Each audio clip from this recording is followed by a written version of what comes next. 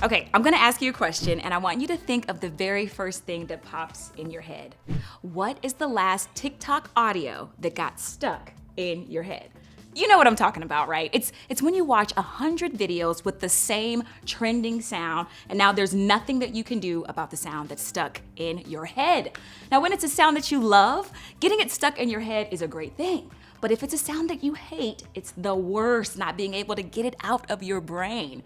But music and sounds aren't the only thing that can get stuck in our brains. There are times that I want a cheesy gordita crunch so bad that it is all I can think about. There are times when it's a pair of shoes that I want to buy or candy that I'm dying to eat.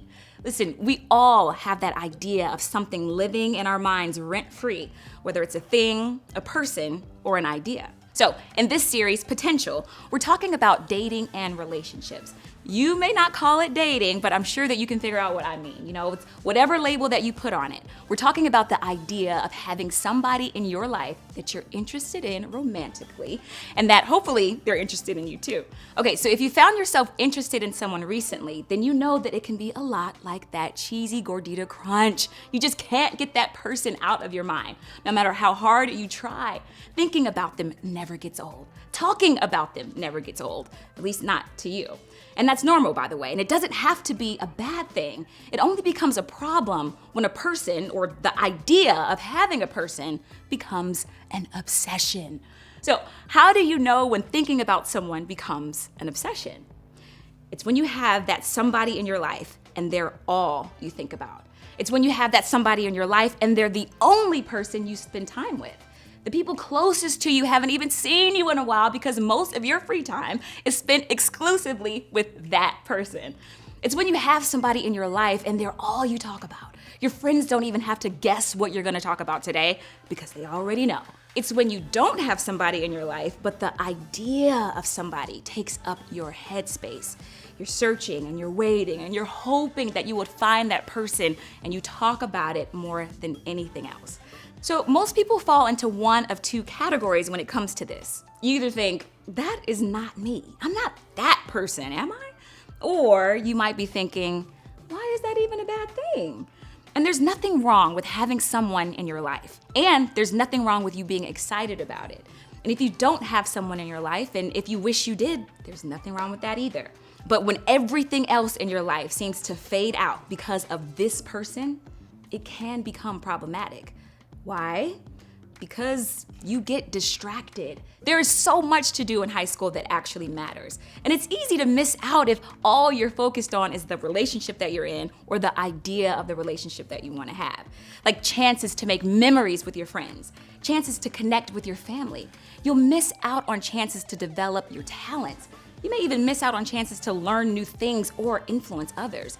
Being too focused on any one thing, whether it's a person, a relationship, or a hobby, is never a good idea. And second, you push people away. Look, your friends are not stupid. They realize, even if you think they don't, when your heart or your time or your energy and your thoughts are not with them. When you ghost them all the time to hang out with somebody else, they feel that distance and separation too.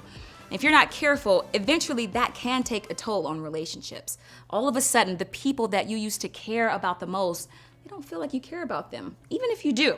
And we've all been around people who act like a married couple in high school. And even if it seems kind of romantic, it also seems kind of weird, right? Like we've all seen people give up friends or sports or even the things that they're so into for the person that they're dating. And deep down, we all kind of know that they're probably missing out. So the question is, what do you do about it? You can't not care about someone if you care about them, right? I mean, isn't that the whole point? But how much is good for you and how much isn't? We're gonna look at a passage from a letter written by the Apostle Paul, who wrote almost half of the New Testament, all letters to emerging faith communities in the first century. And it's good for you to know that his motivation was always out of love.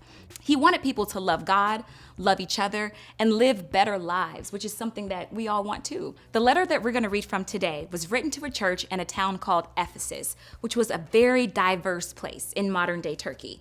Now, dating as we know it did not exist when Paul wrote this. And even though his passage doesn't specifically talk about dating, the truth that comes from it can certainly be applied.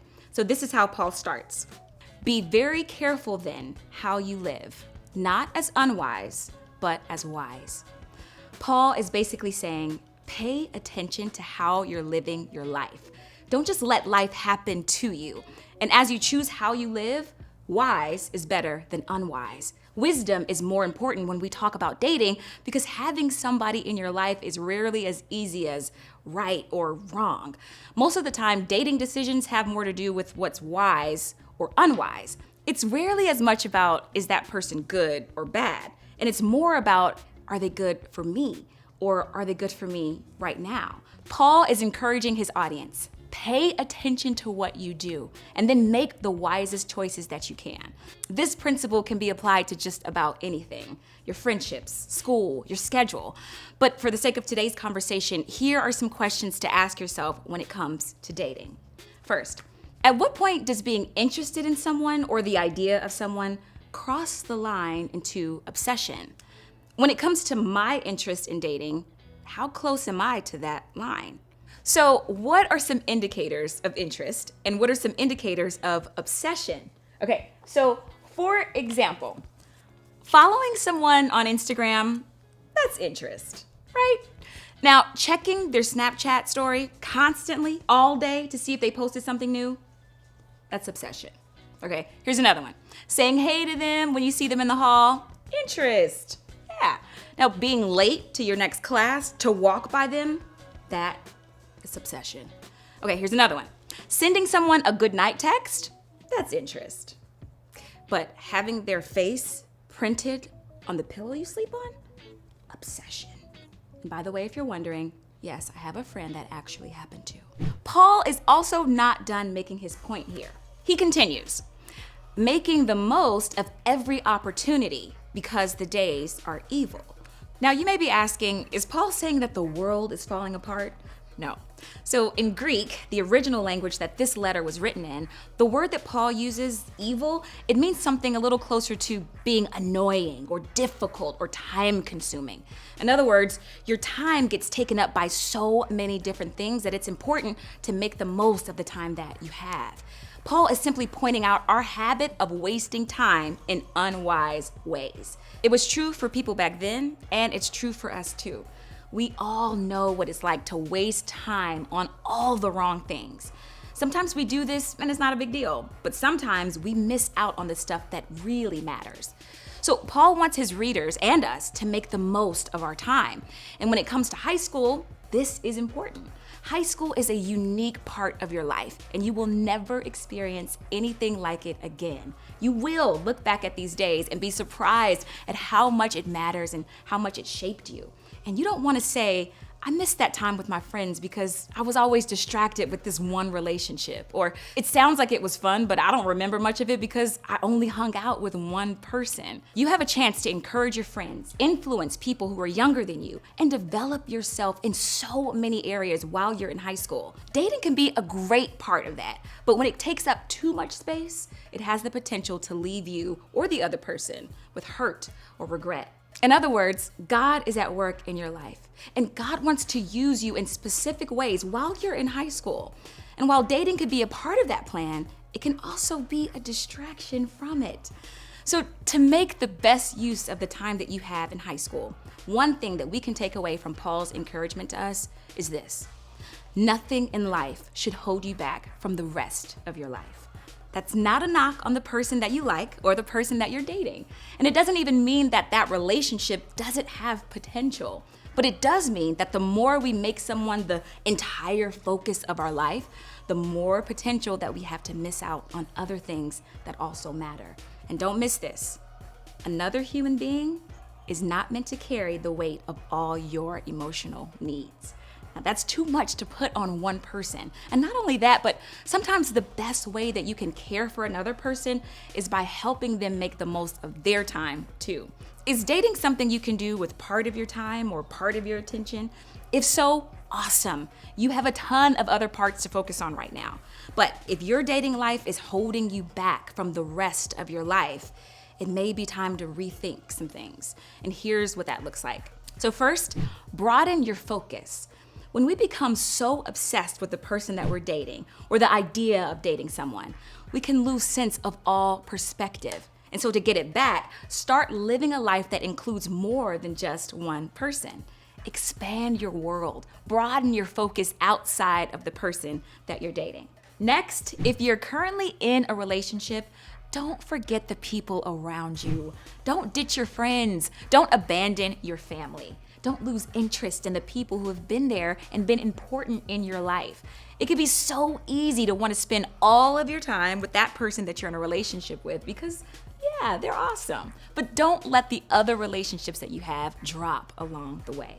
And third, if you're not dating anyone, don't make that your main goal.